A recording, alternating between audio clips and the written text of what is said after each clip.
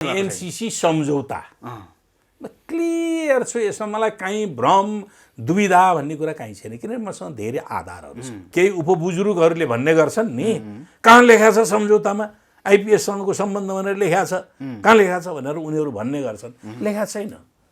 तर अमेरिकाको सुरक्षा रणनीतिमा के लेखिएको छ त भन्दाखेरि उसको प्रतिवेदनमा स्पष्ट रूपले के लेखिएको छ भने आइपिएस अन्तर्गत यो हाम्रो सहायता सामग्री हो, सहायता हो भनेर प्रष्ट अमेरिकी अधिकारीहरूले बोलेका छन्। यी डकुमेन्ट छ हामीसँग, अमेरिकी दस्तावेजहरूमा त्यो कुराहरू उल्लेख छ। हामी हाम्रो सुरक्षा, हाम्रो सार्वभौमिकता बेच्ने कि बचाउने? बचाउनु पर्यो। 50 करोड डलर कति हो? थोरै हो। देशको निम्ति के पनि होइन। केही होइन। हाम्रो के पनि होइन न, एउटा देशको निम्ति 50 करोड डलर नथिङ, के पनि होइन। अहिले करप्सन कन्ट्रोल गर्नुहोस् त, 50 अरब डलर बराबरको यी निक्लिन्छ। एनसिएलको लिनु कति बाँकी छ? कर लिनु कति छ? तपाईँ हामी भन्नुहोस् न। योभन्दा बढी छ। अनि एउटा कम्पनीको कर लिन त्योभन्दा बढी रहेछ, बाँकी बढी रहेछ भने अनि 50 करोड डलर ठुलो भयो? त्यो मात्रै छन् र यहाँ ठुल्ठुला स्क्यान्डलहरू पनि भएको भएनन्। त्यो स्क्यान्डलको करप्सन कन्ट्रोल गरेर त्यो राज्यले असुल गर्ने भने कति हुन्छ? गोकर्ण रिसोर्टको तपाईँलाई हामी थाहा छँदैछ। 6 वर्ष बाँकी हुँदै अगाडि एग्रिमेन्ट गर्थे नि। 6 वर्ष बाँकी छ, कानुनै बदलेर गृहमन्त्रीको मातहतमा हुन्थ्यो, प्रधानमन्त्रीको मातहतमा लगेर प्रधानमन्त्रीले भनेको व्यक्तिले त्यसको अध्यक्षता गर्ने भनेर कानुन बदलिदियो। एउटा सेन्टेन्स मात्रै, सेन्टेन्स पनि होइन, कानुनमा छलिदियो। त्यहाँ शिक्षा र स्वास्थ्य भनेको थियो कानुनमा, त्यो चाहिँ नि के अरे उसको चाहिँ नि ट्रस्टको सम्पत्ति कहाँ प्रयोग गर्ने, त्यसको मुनाफा कहाँ प्रयोग गर्ने भन्दाखेरि शिक्षा र स्वास्थ्य क्षेत्रमा लगानी गर्ने भनेर चुसुक्क घुसाएर पर्यटन भनेर हालिदियो। पर्यटन भनिसकेपछि होटल त पर्यटनभित्र पऱ्यो, पर्यटन अन्त कानुनी दृष्टिकोणले पनि रकमै पाराले यति झालझेलसँग कानुन 1 वर्ष अगाडि बदलेर भएको छ। अरू थुप्रै विवाद भएको छ। नेपाली जनताले भनेको कुरा नसुन्ने, नेपाली जनताले उठाएका प्रश्नहरू नसुन्ने, ढाँट्ने, नेपाली जनतालाई छल्ने। के नेपाली जनता सबै मूर्ख हुन्? आजसम्म यी कुराहरू बारेमा बहस उठाएका मान्छेहरू मूर्ख हुन्? राज्य के हुनुपर्दछ भने जनताप्रति उत्तरदायी हुनुपर्छ। त्यस कारणले अहिले हामीले शेरबहादुरजीसँग हामी कहाँ एलायन्समा पुग्यौँ त भने केपी ओलीले असंवैधानिक तरिकाले, अराजनीतिक तरिकाले, निरङ्कुश तरिकाले संसद पनि जनताको सार्वभौम सत्ता अभ्यास गर्ने थलो पनि सिद्ध्याइदिएको, संविधान पनि ध्वस्त पार्न थालेका कारणले शेरबहादुरजीलाई ल नेपाली काङ्ग्रेस त्यसको रक्षा गर्छु भनेपछि हामी एलायन्स गरे हो। हामी त्यो एलायन्सलाई सहमतिको आधारबाट बाँकी अवधि हामी पुरा गर्छौँ भने हो नि त। त्यसो देवाजीलाई एमसीसी कारण घाँडो हुन्छ हुँदैन त सरकार बस्नु? अब घाँडो हुने उहाँले बुझ्ने कुराहरू हो, किनभने कोलिसन पार्टनरहरू जब सहमत हुँदैन त्यसलाई फाइदै राख्नुपर्छ। कुनै हालतमा एमसीसी पास गराउनु दिनु हुन र हुँदैन भन्नुहुन्छ नि त? होइन, मैले त मेरो कुरो त प्रश्न छँदैछ त। एमसीसी पास गर्ने अहिले हुन सक्छ। एमसीसी अमेरिकी सरकारले आफ्नो लगानीमा गैर सरकारी संस्थाको रूपमा देखिने गरी तर सरकारको अनुदान दिने निकाय संरचना नियोग बनाएको, जसको परिचालन अमेरिकी रक्षा मन्त्रालयले गरेको छ। र सन् 2001 पछाडि ट्विन टावरको घटना पछाडि अमेरिकाको अनुदान र लगानी सम्बन्धी नीतिमा बदलाव आएको छ। अन्तर्राष्ट्रिय क्षेत्रमा अनुदान दिने र लगानी गर्ने, सहायता तथा लगानी गर्ने क्षेत्रमा बदलाव परिवर्तन गर्यो। त्यो परिवर्तनको सङ्केत, परिवर्तनको कुरो कहाँ सन् 2002मा मेक्सिकोमा भएको बैठकमा तात्कालीन राष्ट्रपति जर्ज डब्ल्यू बुशले सहायता सम्बन्धमा अमेरिकी सुरक्षा दृष्टिकोणलाई नै मध्यनजर गरेर अब सहायताहरू प्रदान गरिन्छ। उनले त्यो कुरा प्रष्ट शब्दमा ती भनेका छन्। त्यो सहायता प्रदान गर्नका निम्ति अमेरिकाको आफ्नै रहर पनि होइन। पहिले फेरि यो संयुक्त राष्ट्रसङ्घले विकसित मुलुकहरूले आफूले गरेको आम्दानीको केही प्रतिशत अनुदान अविकसित मुलुक विकासशील मुलुकहरूमा दिनुपर्छ भनेर निर्देशन दिइसके पछाडि अमेरिकाले त्यो कुरोलाई ल्यायो। अरू कतिपय जापान लगायतका होइन डेभलप्ड कन्ट्रीहरू छन् नि होइन G7 लगायतका G18 लगायतका मुलुकहरू छन्, उनीहरूले विश्वव्यापी रूपमा अनुदान सहायता दिने लगानी गर्ने आफ्नो रकम छुट्याएका छन्। अब यो 2003 को डिसेम्बरमा यसको कानुन बन्यो, 2004मा यसको सुरुवात भयो कामको। 2005 मा पहिलो मेडागास्कर र घानामा उसले अनुदानको सुरुवात गरेको, 2004बाट अनुदान दिन थालेको। अब 2000 मेडागास्करमा कृषि क्षेत्रमा अनुदान दिने भनेर लगानी गर्न थाल्यो। 13 लाख हेक्टर जमिन कोरियन कम्पनीलाई दिलाइयो र 8 लाख हेक्टर जमिन भारतीय एउटा कम्पनीलाई दिलाइयो र त्यहाँबाट उत्पादित माल सामान उनीहरू अन्तर्राष्ट्रिय बजारमा लगे। त्यहाँका जनता जस्ताको तस्तै भए। कुनै चेन्ज मल्टिनेसनल कर्पोरेसनहरूले शोषण गरे है। त्यहाँको जीवनमा आर्थिक जीवनमा केही पनि परिवर्तन भएन। अहिले त्यो फेलियर भयो। त्यस्तै लगभग 12वटा मुलुकहरूमा यही MCC अन्तर्गत गरेका लगानीहरू फेलियर भएका छन्। यो कुरा वास्तविक हो। यो अन्तर्राष्ट्रिय तपाईँ डकुमेन्टमै हेर्न सक्नुहुन्छ। लगभग 37वटा जति मुलुकहरूमा उनीहरूले लगानी गरेका छ यस सम्बन्धी है। कतिपय आफ्नै उसले लगानी गर्ने 3वटा कुराहरूलाई आधार गरेको छ। एउटा सामरिक दृष्टिकोणले अमेरिकालाई साथ दिने मुलुकहरू हैन, एउटा अत्यन्तै गरिब मुलुकहरू तान्नलाई, अर्को सामरिक दृष्टिकोणले महत्त्वपूर्ण रहेका देशहरू। सामरिक दृष्टिकोणले हुन्छ नि लोकेसन, उसको लोकेसन कस्तो छ त्यसका आधारमा उसले अनुकूलता, अन्तर्राष्ट्रिय सुरक्षा, अन्तर्राष्ट्रिय व्यापार, कारोबार आदिका निम्ति त्यो स्ट्रेटेजिक पोइन्टमा छ भने त्यस्ता मुलुकहरू र आफ्ना एलीहरू र असाध्य गरिब मुलुक जसलाई ड्र्याग गर्नका निम्ति आफ्नो अनुकूलतामा यो मापदण्ड अनुसार उसको प्रिन्सिपल त्यो बनेको छ। त्यो कहीँ लेखेको छ कि छैन भनेर भन्नुभयो भने भेट्दैन। त्यो भेल्यु त्यो एक्टिभिटीबाट थाहा हुने कुराहरू आउँछ अहिलेसम्म भएका कुराबाट हो। अब यही सम्झौतामा IPS भन्ने छ नि, इन्डो पेसिफिक स्ट्रेटेजी, हाम्रो सम्झौतामा यो सम्झौतामा लेखेकै छैन। केही उपबुजुर्गहरूले भन्ने गर्छन् नि कहाँ लेखा छ सम्झौतामा IPSसँगको सम्बन्ध भनेर लेखा छ, कहाँ लेखा छ भनेर उनीहरू भन्ने गर्छन्। लेखा छैन। तर अमेरिकाको सुरक्षा रणनीतिमा के लेखिएको छ त भन्दाखेरि उसको प्रतिवेदनमा स्पष्ट रूपले के लेखिएको छ भने IPS अन्तर्गत यो हाम्रो सहायता सामग्री हो, सहायता हो भनेर प्रष्ट अमेरिकी अधिकारीहरूले बोलेका छन्। यी डकुमेन्ट छ हामीसँग, अमेरिकी दस्तावेजहरूमा त्यो कुराहरू उल्लेख छ। हजुरले भने जस्तै नेपाल पनि त गरिब मुलुक यत्रो 60-65 अरब अब सुन्नु, किन तपाईँ विरोध गर्ने भन्ने जनताको कुरा हुन। अब विरोध गर्ने हामी हाम्रो सुरक्षा, हाम्रो सार्वभौमिकता बेच्ने कि बचाउने? बचाउनु पर्यो। 50 करोड डलर कति हो? थोरै हो। देशको निम्ति के पनि होइन। केही होइन हाम्रो के पनि होइन। एउटा देशको निम्ति 50 करोड नथिङ, के पनि होइन। अहिले करप्सन कन्ट्रोल गर्नुहोस् त, 50 अरब डलर बराबरको यी निक्लिन्छ। NCL को लिनु कति बाँकी छ? कर लिनु कति छ? तपाईँ आफै भन्नुहोस् न। योभन्दा बढी छ। अनि एउटा कम्पनीको कर लिन त्योभन्दा बढी रहेछ, बाँकी बढी रहेछ भने अनि 50 करोड डलर ठुलो भयो। अनि तपाईँ आफै भन्दै हुनुहुन्छ त्योभन्दा बढी छ। एउटा कम्पनी नेपालमा टेलिकमको एउटा कम्पनी हो त्यो। त्यस्ता कम्पनी कतिवटा छन्? त्यो मात्रै छन् र यहाँ ठुल्ठुला स्क्यान्डलहरू पनि भयो कि भएनन्? भए। अब त्यो स्क्यान्डलको करप्सन कन्ट्रोल गरेर त्यो राज्यले असुल गर्ने भने कति हुन्छ? कति हुन्छ? हो।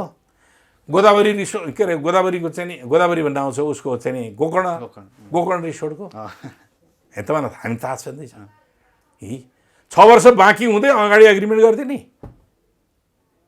6 वर्ष बाँकी छ, कानुनै बदलेर गृहमन्त्रीको मातहतमा हुन्थ्यो, प्रधानमन्त्रीको मातहतमा लगेर प्रधानमन्त्रीले भनेको व्यक्तिले त्यसको अध्यक्षता गर्ने भनेर कानुन बदलिदियो। एउटा सेन्टेन्स मात्रै, सेन्टेन्स पनि होइन, कानुनमा छलिदियो। त्यहाँ शिक्षा र स्वास्थ्य भनेको थियो कानुनमा, त्यो चाहिँ नि के अरे उसको चाहिँ नि ट्रस्टको सम्पत्ति कहाँ प्रयोग गर्ने, त्यसको मुनाफा कहाँ प्रयोग गर्ने भन्दाखेरि शिक्षा र स्वास्थ्य क्षेत्रमा लगानी गर्ने भनेर चुचुक्क घुसाएर पर्यटन भनेर हालिदियो। पर्यटन भनिसकेपछि त होटल त पर्यटनभित्र पऱ्यो, पर्यटन क्या। कानुनी दृष्टिकोणले पनि रकमी पाराले यति झालझेलसँग कानुन 1 वर्ष अगाडि बदलेर भएको छ। अरू थुप्रै जहाजका काण्डहरू छन् है, अरू थुप्रै उहरू छन्। अहिले देख्नु न भ्रष्टाचारको कुरो, यी अहिले 1.5 महिना 2 महिनादेखि चाहिँ नि बीपीकेएसमा चाहिँ नि हडताल गरेका छन्। हिजो मात्रै समाचारमा दिएको थियो कति प्रतिशत 100 टाइम्स कि कति टाइम्स बढी चाहिँ नि उ गरेर भ्रष्टाचार, मेसिनहरू किन्ने बेला भ्रष्टाचार। 1 करोड पर्ने मेसिनलाई 10 करोड परेको छ। अब यस्ता भ्रष्टाचारहरू कन्ट्रोल गर्यो देशभित्र अनि पैसा आउँदैन।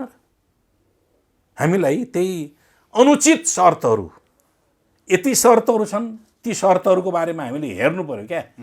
हाम्रो चाहिँ सम्झौताको मैले शर्त यहाँ ल्याएको छैन, मैले पहिले पनि भनिसकेको हुनाले। तर अमेरिकासँग सम्बन्ध प्रगाढ हुन्छ भने यही गर्ने कि किन नगर्ने भन्ने कुरा अमेरिकासँग यो भएन भने अमेरिकासँग सम्बन्ध किन बिग्रिने?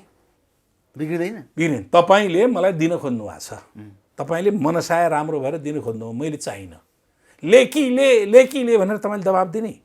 मैले चाहिनँ, नेपाली जनताले चाहेन, मेरो परिवारले चाहेन, तपाईँको अनुदान मलाई चाहेन भनेपछि अनि तपाईँ दर्जनौँ पटक दबाब दिएर अनि त्यो सहायता लिनै पर्छ भनेपछि समथिङ इज हिडन देयर भन्ने बुझ्नुपर्छ नि। केही चिज छुपेको लुकेको छ त्यहाँनिर, स्वार्थ छ है। स्वार्थ छ भनेर लुकेको दियो किन हुन्छ त? नत्र भन्नुहोस् न त मलाई, किन दबाब दिइन्छ त? यो अगस्त 15 2020मा समाप्त हुने भनेको थियो थिएन यसको? जुन 15 कि जुलाई 15 कति हो त्यसको म्याद सिद्धिने भनेको थियो नि त। म्याद त सिद्धिनु पर्ने नि। अहिले फेरि सेप्टेम्बर भनेर आएको छ, म्याद त बढाइ हुँदो रहेछ त। किन बढ्यो त? तर नेपालका नुवाकोटदेखि विभिन्न जिल्लामा मुआवजा थुप्रै दिएर सुरु मुआवजा हाम्रो नेपालको पैसा हो। नेपालले 13 करोड लगानी गरेको छ त्यसमा, म्याचिङ फन्डको रूपमा 13 करोड डलर नेपालको छ। अहिले 11 अरब रुपियाँ जति खर्च भइसक्यो भनिन्छ। एमसिसीले पैसा दिएको छैन, एमसिसीको पैसा होइन त्यो, सब भ्रममा भइरहेछ अहिले। एकदम एमसिसीले दिएकै छैन त, 1 चुन नाम दिएको छैन अहिले। र एमसिसीले पछि दिने पनि होइन। एमसिसीले आफ्नै कन्ट्र्याक्टर राखेर उसैले त्यसको भुक्तानी गरिदिने हो, उसैको अडिटिङ हुने हो, उसैले भुक्तानी गर्ने। अहिलेसम्म कोही त भन्छ नि प्रयोग भइसकेको छ, विभिन्न प्रधानमन्त्री कालदेखि नै भएर सुरु भइसक्यो। छैन, यो गलत कुराहरू हो। एग्रिमेन्ट लास्ट हुन्छ क्या। एग्रिमेन्टको पहुँचमा पुगिसके पछाडि कुरा नमिलेपछि एग्रिमेन्ट ब्रिज हुन्छ, ब्रेक हुन्छ कि हुन्न? हुन्छ कि हो। 2011देखि सुरु भएको, 2015 प्रिन्सिपल करिब टुङ्गिएको। तर एउटा कुरा के मान्नुहोस् भन्नु भन्दाखेरि यो हामीले नै प्रपोज गरेको अगाडि बढाएको छ नि, हामीले नै माग गरेको योजना हो भनेर भन्नुभयो भने तपाईँ भ्रममा हुनुहुन्छ।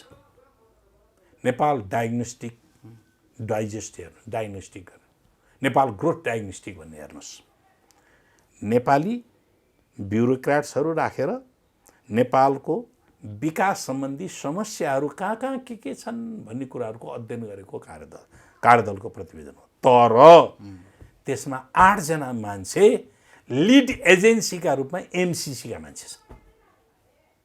रिपोर्ट मसँग छ, लिड एजेन्सीका मान्छे। त्यसले के भनेको छ त भन्दाखेरि नेपालको डेभलपमेन्टको ब्यारियर भनेको रोड र ट्रान्समिसन लाइन हो भन्यो। त्यही रोड र ट्रान्समिसन लाइन कसले एडभाइस गर्यो? एमसिसीले माग्नलाई। तिमीले यो माग भनेर माग लगाइयो। नेपालको फन्डामेन्टल बेसिक चिज प्रब्लम त्यही हो। नेपालको भूमि सम्बन्धी समस्या होइन, नेपालको नागरिक सम्बन्धी समस्या होइन, नेपालको अरू समस्या छैन। नेपालको इलेक्ट्रिसिटी डेभलपमेन्ट सम्बन्धी समस्या अरू होइन। गाउँमा ट्रान्समिसन लैजाने र जनतालाई उपभोग बढाउने समस्या हो कि बेच्ने समस्या हो हामीलाई? डाक्टर बाबुरामकै पालादेखि भएको भन्छन् हैन? डाक्टर बाबुराम पाला जुसुकै पालामा होस्, सिग्नेचर कसले गर्यो? सम्झौता कसले गर्यो होला? इन्सेड झलनाथको पालामा भयो भन्छन् भन्न त। झलनाथको पालामा झलनाथले त्यो रिपोर्ट हेरेर यो एमसिसी ठिक छ कि छैन, एमसिसीसँगको एग्रिमेन्ट ठिक छ कि छैन भने हो र झलनाथ प्राइम मिनिस्टर हुनुहुन्थ्यो होला, बाबुराम प्राइम मिनिस्टर हुनुहुन्थ्यो होला, अनन्त अर्थमन्त्री हुनुहुन्थ्यो होला, बा अरू कुनै कोही हुनुहुन्थ्यो होला। तर एग्रिमेन्ट कसको बेलामा भयो भन्ने हो। एग्रिमेन्ट कसले गर्यो त? एग्रिमेन्टमा भएका ती फ्लजहरू, ती चाहिँ नि नेपालको हित विपरीत कुराहरू, त्यो त्यहाँ त बाबुरामले लेखे होइन होला, त्यहाँ त झलनाथले लेखेन होला, शेरबहादुरले पनि होइन होला, अनन्तले लेखे, शेरबहादुरले लेखेन होला, सुशील कोइराला पनि लेखेन होला। सुशील कोइराला प्रधानमन्त्री भएको बेलामा भएको हो। त्यहाँ एग्रिमेन्ट सिग्नेचर गर्ने बेलामा ती चिजहरू हाम्रो हित अनुकूल छन् कि छैनन् भनेर हेर्ने हो। राष्ट्रिय सर्वोपरि हितका छन् कि छैनन्। अमेरिकाले दिने, नेपालले लिने, यो अन्तर्राष्ट्रिय कानुन अन्तर्गतको सन्धि हुन्छ। यो सिम्पल कन्ट्र्याक्ट हुन्छ, सामान्य करार हो। त्यो चिज के हो त भन्दा अमेरिकाले दिन्छ। अमेरिकाको कन्सर्न के हुन्छ यसमा? यो ट्याक्स पेयरहरू, हाम्रो देशका ट्याक्स जसले बुझाएको छ उनीहरूको पैसा हो, यसको दुरुपयोग नहोस्, बस त्यति हो कन्सर्न। यो अन्तर्राष्ट्रिय कानुन अन्तर्गतको तिमीहरूको कानुनभन्दा माथि हुन्छ। त्यो सम्झौताको दफा 7(1) हेर्नुभएको छ? यो कानुनभन्दा माथि हुन्छ। यहाँको कानुन पनि लाग्दैन। यसको हदमा, बाजिएको हदमा नेपालको कानुन लाग्दैन। अनि 6 उसमा भनिएको छ, दफा 6(3) मा 6(2), 6(3), 2-3 ठाउँ भनिएको छ यो अन्तर्राष्ट्रिय कानुन अन्तर्गतको सम्झौता हो भनेर। किन लेख्नु पर्यो? त्यो के को लागि लेखिएको? अन्तर्राष्ट्रिय कानुन अन्तर्गतको भन्ने बित्तिकै के हुन्छ त भन्दा अन्तर्राष्ट्रिय कानुनले सुपरसिड गर्छ।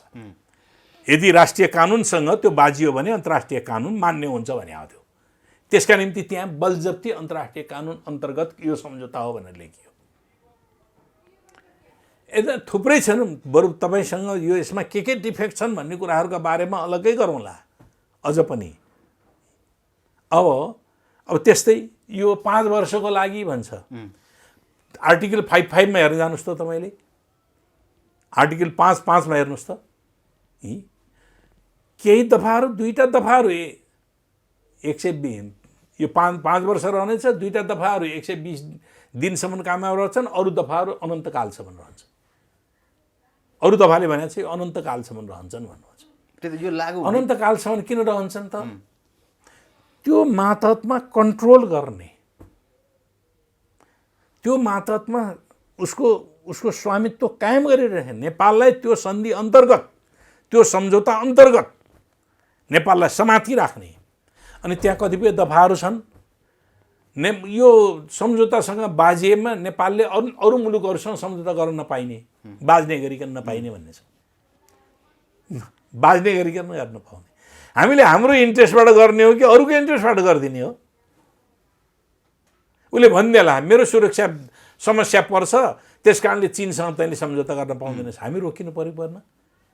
जापानसँग भनिदिएला हामीले रोकिनु पर्यो पर्न? हामी कसैसँग पनि गर्न नपाउने भयो क्या, त्यसले रोकिदिने भयो क्या, हाम्रो सभरेन्टी रोकिदिने भयो। त्यो एमसिसी लागू गर्न खोज्ने व्यक्तिहरू के अमेरिकी सेना आएर यहाँ गोली नै हानिहाल्ने हो र आइहाल्ने हो भनेर त्यस किसिमको अमेरिकी सेना आउनु पर्दैन, अमेरिकी सेना आउनु पर्दैन, आउनु पनि सक्छ। दुईटै कुरा सम्भावना देखिन्छ होइन, आउनु पर्दैन। किनभने आजको युगमा मैले पार्लियामेन्टमा एकचोटि भनेको थिएँ कि पहिले पार्लियामेन्टमा नेपाली टोपी लगाउने, नेपाली दौरा सुरुवाल लगाउने, नेपाली भाषा बोल्ने तर दिमाग चाहिँ नेपाली नभएर विदेशीको दिमाग भएका प्रतिनिधि यो पार्लियामेन्टमा छन् भनेको थिएँ क्या। त्यही भए त पुगिहाल्यो नि। नेपालको सार्वभौमता बारेमा चिन्तित नहुने अरूको। हामीलाई अमेरिकी सुरक्षा रणनीतिको हामीलाई के खाँचो? 8000 माइल टाढा छ अमेरिका। अमेरिकाको सुरक्षाबारे हामीले चिन्ता गरिदिनु पर्ने? आइपिएस भनेको अमेरिकी सुरक्षा रणनीतिको निम्ति बनेको हो, इन्डो पेसिफिक हिन्द प्रशान्त रणनीति। 4वटा देश मिलेर 2017 मा त्यसले इस्टाब्लिस गरेका हुन्। तर आइपिएस भन्दा अगाडि धेरै यस्ता अर्गनाइजेसनहरू थिए जसले ग्लोबल पोलिटिक्समा हस्तक्षेप गर्दथे। विश्व त विभाजित छ नि, समाजवादी क्याम्प छ, पुँजीवादी क्याम्प छ। चीन र रुस एउटा क्याम्पमा थिए हिजो। आज दक्षिण पूर्वी एसियामा चीनमा क्रान्ति सम्पन्न भइसकेपछि 1949 मा क्रान्ति पछाडि दक्षिण पूर्वी एसियामा चिनिया क्रान्तिको पनि प्रभाव पड्न थाल्यो। त्यो त स्वतन्त्रताको आन्दोलनको सुरुवात हो। आसियान भन्ने 1957 मा आसियान भनेको थियो। रुसको लिडरसिपमा समाजवादी क्याम्प एकातिर, पुँजीवादी क्याम्प अर्कोतिर 1960 एसिया पेसिफिक भनेर बनेको थियो। थुप्रै अर्गनाइजेसनहरू यसरी बनेर अहिले भर्खरै पनि अमेरिका र इन्डियाको बिचको एलायन्स भएको छ, मिलिट्री एलायन्स भएको छ। आइपिएस मिलिट्री एलायन्स हो, नेपालको हो। परराष्ट्र नीतिले आइपिएसमा हामीलाई सामेल हुन दिँदैन। हाम्रो असंलग्न परराष्ट्र नीति हो। हामी यसमा सामेल 2019मा हाम्रो सामेली भएको छ। प्रदीप गेवाली अमेरिका गएको बेलामा आइपिएसमा रहने स्वीकृति जनाएर आउनुभएको छ। हामीले भन्यौँ, तपाईँ मिडियाले भन्यो कि नेपालले स्वीकृति जनाइदियो। उहाँले भन्नुभयो जनाएको छैन, झुट हो भन्नुभयो। के अरे 2018मा 18को डिसेम्बरमा 2019 1 जुनमा एउटा रिपोर्ट निक्ल्यो, अमेरिकाको रक्षा मन्त्रालयले रिपोर्ट निकाल्यो। त्यो रिपोर्टमा खुलेर प्रष्टसँग लेखियो नेपाल यसको पार्टनर बन्यो भनेर त्यो रिपोर्टमा आइदियो। झुट त उदाङ्ग भयो नि त। हाम्रो मुलुकमा हाम्रो परराष्ट्र नीति, हाम्रो संविधान, हाम्रो कानुनले अन्तर्राष्ट्रिय सैनिक गठबन्धनमा सामेल हुन अनुमति दिन्छ। यी थुप्रै कारणहरू छन् जसका कारणले हाम्रा थुप्रै यो भित्र पनि सम्झौताभित्रका थुप्रै यस्ता हरू छन्। हामीले त्यो आयोजना अन्तर्गतको हामीले इन्टेलेक्चुअल प्रपर्टी भन्छ नि, त्यसबाट प्राप्त गर्ने जो अनुभव हुन्छ नि, एमसिसीलाई दिने भन्ने छ। नेपालले पनि त 13 करोड 26% त नेपालले पनि लगानी छ त। लगभग 26% नेपालको लगानी छ। अनि नेपालको 26% नेपालकै लगानीमा मात्रै हेर्ने भने पहिलो कुरो त नेपालको देशमा भएको छ, अध्ययन काम भएको छ। नेपालको देशमा भएपछि त्यसबाट पाउने इन्टेलेक्चुअल प्रपर्टी त नेपालको हुन्छ नि त। दोस्रो लगानीको आधार हेर्ने हो भने 26% त हाम्रो लगानी छ, $13 करोड। अब $13 करोडको पनि इन्टेलेक्चुअल प्रपर्टी हामीले त्यो पनि सेयर नपाउने, सबै उसले लैजाने। म तपाईँसँग बुँदागत रूपमा कहाँ अझै फ्लहरू छन् भन्ने कुराहरू म तपाईँसँग। त्यो मात्रै होइन, यो त एउटा मात्रै हामीलाई एग्रिमेन्ट हामीले सार्वजनिक गरेको छ, पार्लियामेन्टमा बुझाएको हो। अनि पार्लियामेन्टमा पास गर्नुपर्छ भनेर भनेको छ। पार्लियामेन्टबाट पास गरेर जानुपर्छ भन्ने, पार्लियामेन्टबाट पास गर्नुपर्छ भनेको कानुन बनाउने भनेको थियो। कानुन बनाइदिइसके पछाडि यो कसैले पनि विरोध गर्न नसकोस्, त्यसको स्थायित्व हो। त्यो स्थायित्व भनेको अमेरिकन डोमिनेसन यहाँ त्यो कानुन अन्तर्गत रहिरहन्छ। त्यो प्रोजेक्ट बाँचुन्जेलसम्म रहिरहन्जेलसम्म नि अमेरिकन डोमिनेसन त्यस मातहतबाट रहिरहन्छ भन्ने छ। हजुरले भन्नु न 3टा कुराको स्ट्राटेजी हुन्छ भने नेपालको लागि कुन स्ट्राटेजी गरेर खोज्दैछ त एमसिसी त्यसो भए? होइन, एमसिसी पहिलो कुरो त हाम्रो आफ्नो सभरेन्टीको प्रश्न छ। हाम्रो सभरेन्टी माथि त्यसले हस्तक्षेप गर्छ। दोस्रो हाम्रो फरेन रिलेसन छ, अन्तर्राष्ट्रिय सम्बन्ध। हामी स्वतन्त्र देश हौँ। हामीले आफूले चाहेअनुसारको हाम्रो हरेक मुलुकसँग स्वतन्त्रतापूर्वक आर्थिक, राजनैतिक, सामाजिक सम्बन्ध हुन्छ, त्यसले ब्लक गर्न सक्छ। तेस्रो हाम्रो आफ्नै विकास निर्माणमाथि त्यसले हस्तक्षेप गरेको छ। हामीलाई अहिले विद्युत बेच्ने हतार हो कि जनतालाई उपभोग बढाउने हतार हो? जनतालाई धनी बनाउनका निम्ति त जनताले क्रय शक्ति बढाउनुपर्छ। विद्युत जति उपभोग बढी भयो त्यो देशका जनताहरू त्यति धनी भएको छ। जसले बढी पर क्यापिटा विद्युत उपभोग गरेको छ, किन धनी हुन्छ त भन्दाखेरि विद्युत उपभोग त यत्तिकै दिनभरि बालेर त फाल्दैन त। त्यसले उद्योग स्थापना गर्छ, त्यो ऊर्जा भएपछि त उसले उद्योग स्थापना गर्छ, कच्चा पदार्थ ल्याउँछ, त्यसबाट उत्पादन गर्छ, बेच्छ र आर्थिक वृद्धि गर्छ। अनि जब वृद्धि हुँदै जान्छ विद्युत पनि उसले बढी उपभोग गर्दै जान्छ। जुन देशमा विद्युत बढी उपभोग आउँछ त्यो देश विकसित हुन्छ।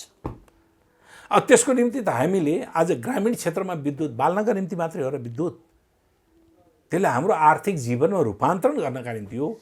हाम्रो कच्चा पदार्थ हो, हाम्रो ऊर्जा हो। त्यसकारणले हामीलाई विद्युत उत्पादन गरेर हाम्रो खेर जाने भयो भन्ने होइन कि हाम्रो विद्युत उत्पादन गरेर उपभोग गर्ने विस्तार गर्नु पर्यो। हाम्रो सिमेन्ट उद्योगहरू छ, हामी कहाँ सिमेन्टको निम्ति कच्चा पदार्थ प्रशस्त मात्रामा छ। सिमेन्ट उद्योगमा आत्मनिर्भर बनाऊ न। किन विदेशी सिमेन्टहरू हामीले ल्याउने? हामीले मल कारखाना किन नखोल्ने? जो विद्युत कन्ज्युम्सन बढी हुन्छ नि, उपभोग बढी हुन्छ, मल कारखाना किन नखोल्ने? हाम्रो एग्रो बेस्ड इन्डस्ट्रीहरू जसले बढी विद्युतको खपत गर्छ त्यो किन नगर्ने? हामी उद्योग खोल्ने दिशातिर नजाने, हामी सिमेन्ट उद्योग खोल्ने दिशातिर नजाने, हामीले के अरे वन पैदावारका उद्योगहरू खोल्ने दिशातिर नजाने होइन, हामीले फर्टिलाइजर चाहिँ नि उत्पादन गर्ने गर्नेतिर दिशातिर नजाने, अनि हामीलाई के हुन्छ विद्युत के अरे उत्पादन गरेको बिजुली खेर जान्छ, त्यस कारणले बेचेर धनु पर्यो। संसारमा कच्चा पदार्थ बेचेर कुनै पनि देश धनी हुँदैन, भएको पनि छैन, विद्युत कच्चा पदार्थ हो।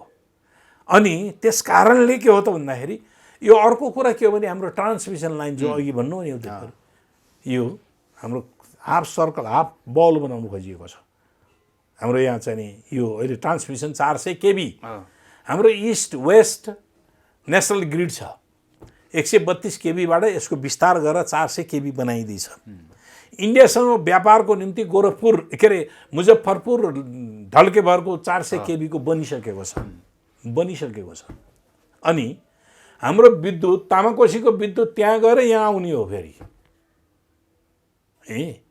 अब हाम्रो विद्युत उत्पादन गरेर अहिले नै हामीलाई यो ट्रान्समिसन लाइन बनाएर हामीलाई चाहिँ नि भारतमा लगेर बेच्नुपर्ने भन्ने अनिवार्य आवश्यकता छ र छैन। पहिले हाम्रा देशका जनतालाई गुणस्तरीय विद्युत उपलब्ध गराऊ, देशलाई औद्योगिकरणको दिशामा लैजाऊ, हामीले उत्पादन गरेको बिजुली हामी कहाँ खपत हुन्छ। अनि त्यस पछाडि हामीले बल्ल अरूसँग अरूको ऊर्जाको कमी भयो भने त्यहाँलाई डिल गर्ने हो। त्यो ऊर्जाको कमी छ भने ल तिमी हामीसँग सरप्लस बिजुली छ किन, कतिमा किन्छु। यो हो अहिले 400 केबीको ट्रान्समिसन लाइन, पहिले इस्ट वेस्ट ट्रान्समिसन लाइन बनाऊ, त्यसको क्षमता विस्तार गर, त्यो बनाउन थालिरहेको छ। अब अहिले अर्को पनि हेर्नुहोस्, यो यहाँबाट गएर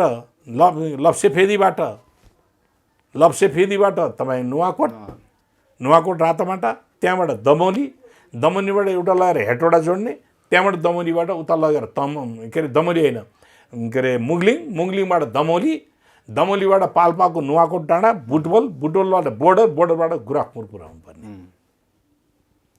यो हाम्रो अहिले प्रायोरिटी हो कि होइन भने प्रायोरिटी छनाउनु पर्यो। हाम्रो प्रायोरिटी के हो? डेभलपमेन्ट विकासको प्रायोरिटी के हो?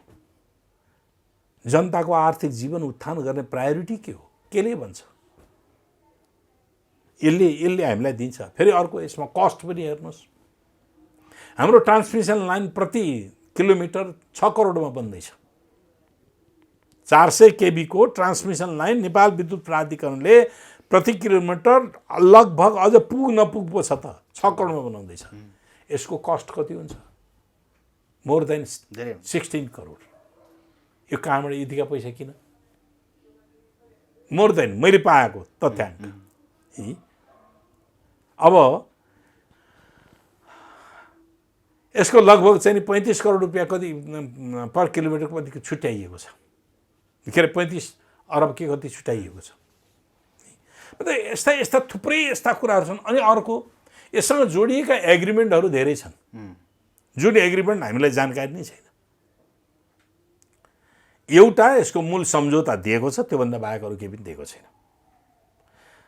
अब सम्झौता इम्प्लिमेन्टेसन एग्रिमेन्ट छ, इम्प्लिमेन्टेसन क्रियान्वयन सम्झौता भन्ने छ। यस्ता थुप्रै सम्झौता छन्। ती सम्झौताको हैसियत के हुन्छ त भन्दाखेरि यही मूल सम्झौता सरहको हैसियत हुन्छ, करस्पोन्डेन्ट हुन्छ। के अरे ऊ चाहिँ नि एमसिए भन्ने एमसिसी प्रोजेक्टलाई कार्यान्वयन गर्नको निम्ति यहाँ नेपाल सरकारले गठन आदेश अन्तर्गत एउटा कानुन बनाएर त्यो अनुसार चाहिँ नि यहाँ संरचना बनाएको छ। नेपाल सरकारले संरचना बनाइदियो, तर त्यसको सबै लोयल्टी एमसिसी प्रति हुन्छ, नेपाल सरकारप्रति। एकजना कर्मचारी निकाल्न सक्दैन, उसले एकजना कर्मचारी राख्न सक्दैन। एमसिसी स्वीकृति चाहिन्छ। नेपालको प्रोजेक्ट नेपालमा सञ्चालन हुने संरचनामा नेपाल सरकारले आफ्नो कर्मचारी पनि राख्न नसक्ने, झिक्नु पनि नसक्ने। हामी कति सभरेन भयौँ त? त्यसको हरेक प्रतिवेदन, हरेक रिपोर्टहरू, पहिलो रिपोर्ट र ओरिजिनल कपी उसलाई दिनुपर्छ, एमसिसीलाई दिनुपर्छ। हाम्रो देशको गतिविधि भएको काम कारबाहीको रिपोर्ट एमसिसीलाई दिनुपर्ने। अनि हामी कति सभरेन भयौँ त? त्यस कारणले यसका 5-7वटा आयामहरू छन् यो आयोजनाका के अरे यो एग्रिमेन्टका 5-7वटा आयामहरू छन्। हाम्रो प्राथमिकता थियो कि थिएन आज यो देशको प्राइम चाहिँ नि ऊ हो कि होइन, अमेरिकी सुरक्षा रणनीतिमा हामी जाने हो कि होइन, अमेरिकाको सुरक्षा कन्सर्न बरु हामीलाई चीनले हाम्रो सुरक्षा बारेमा नेपालले संवेदन अनुसार भारतले संवेदन हुनुपर्छ हुनुपर्छ भनेर क्वेसन गर्नु ठिक, किनभने हाम्रो सिमाना जोडिएका मुलुकहरू हुन्। छिमेकी मुलुक भारतले उठाउँदाखेरि हामीले मेरो सुरक्षा रणनीतिमा केही समस्याहरू आयो भने नेपालसँग पनि हामी सरोकार राख्दछौँ भनेर भन्नु ठिक होला, चीनले भन्नु ठिक होला, तर अमेरिकासँग हाम्रो त नातै छैन त, टाढा छ हो, हामीसँग दौत्य सम्बन्ध मित्रतापूर्ण सम्बन्ध छ, ठुलो देश हो, विकसित देश हो, हामीले धेरै वर्ष पुरानो सबभन्दा पुरानो सम्झौता भएको सहमति भएको चाहिँ नि मैत्री सम्बन्ध भएको देश हो, त्यसमा कुनै अरू ऊ छैन, हामीलाई उसँगको दुश्मनी लिनुपर्ने केही पनि कुरै पनि होइन, हाम्रो मित्र देश हो। तर हामीलाई मित्र देशले हामीलाई हस्तक्षेप गर्ने कि हामीलाई चाहिँ नि आवश्यक पर्दाखेरि सहयोग गर्ने हो, हस्तक्षेप गर्ने होइन, यो हस्तक्षेप भयो। त्यसो अहिले प्रधानमन्त्री शेरबहादुर देउवा हुने बित्तिकै नै अब हो किन आयो त भन्ने कुरा छ। अहिले के हो त भन्दाखेरि होला शेरबहादुर देउवाजी नेपाली काङ्ग्रेसको पालामा गरे हुनाले यसलाई पास गर्नुपर्छ भन्नु होला।